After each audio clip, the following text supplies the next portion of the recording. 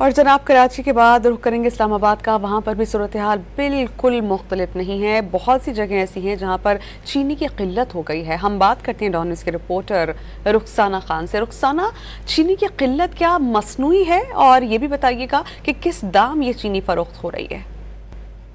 जी बिल्कुल, मुल्क के दीगर शहरों की तरह वफाकी दारुल हुकूमत इस्लामाबाद में भी चीनी की कीमतों को पर लग चुके हैं। इस वक्त चीनी जो है वो 200 रुपये फ़ी किलो तक जा पहुंची है, और कुछ दुकानें तो ऐसा चीनी की किल्लत पैदा हो चुकी है, चीनी नायाब हो चुकी है, जिसके बायस शहरियों को काफ़ी ज़्यादा मुश्किलात का सामना करना पड़ रहा है।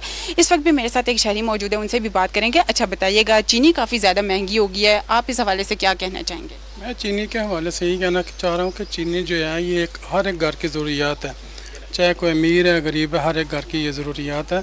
चीनी बाज़ दुकानों पे 180, 190, 200 तक चली गई है, और बाज़ जगह से तो मिल भी नहीं रही।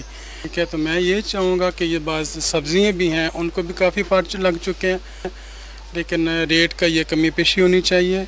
ये बहुत इस वक्त हाई लेवल पर जा रहे हैं, तो मेहरबानी करके ख़ास तौर पर ये जो कुछ चीज़ें ऐसी जो हर एक घर की ज़रूरियात है, तो उनको मज़ीद इसको कंट्रोल करें।